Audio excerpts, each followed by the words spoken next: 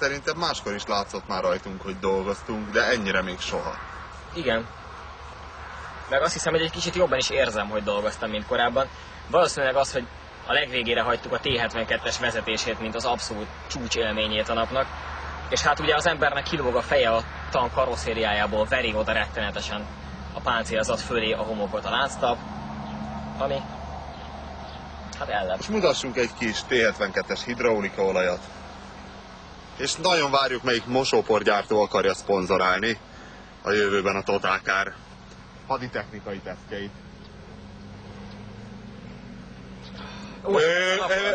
Mielőtt még elhamarkodottan eldönti valamelyik mosóporgyártó, szagunk is van.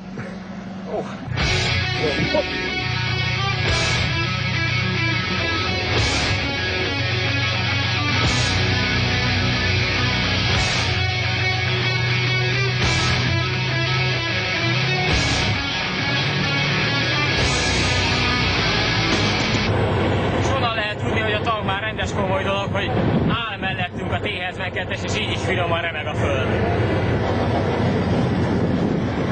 Az kézzel, és nyújtod előre a lábadat, és úgy csúszol lefele. Mind a kettőt. Mind a kettőt be, és csúszol lefele. Úgy. Oké. Kézbe vesz.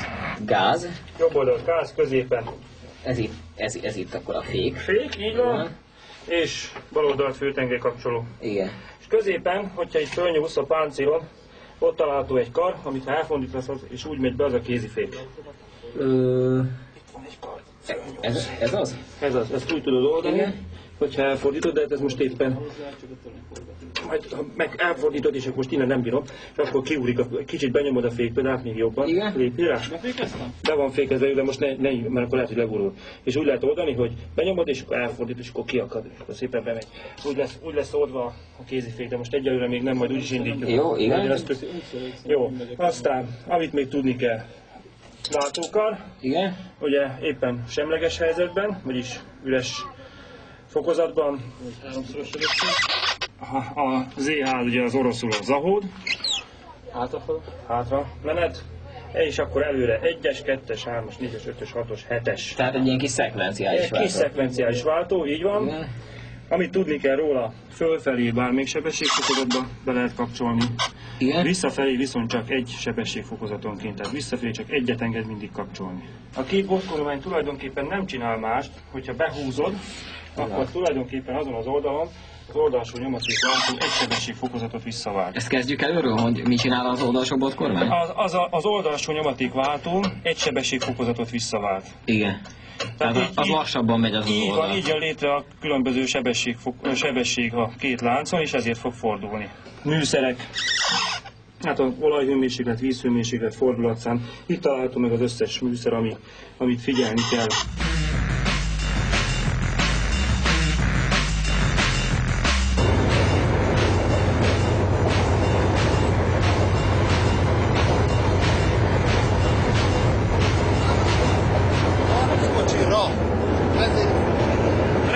Kapaszkodj bele! Jó! Úgy kell rugózni, mint hogyha lovon ülnél. Úgy kell rugózni, mint hogyha lovon ülnél. Mint ha lovon ülnék.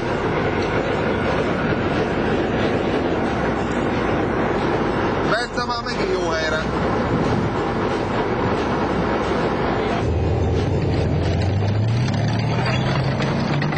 Viharként tombol már a messzi távol. Elnyúl a régi tűz, a szívem látni. Eszembe jutnak mind a megnyújtás. Egy ablak és a megnyit szobák. És bár most ő nem látszik, hiszen mentül, oda ment elő, de most kiváló kollégám, Vasó Gábor alias Bíró Karotta vezeti a T-72-est.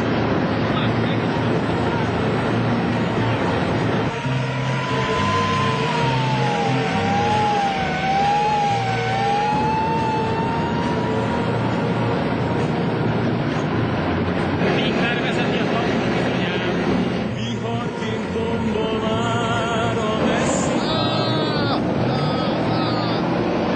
Elnyúl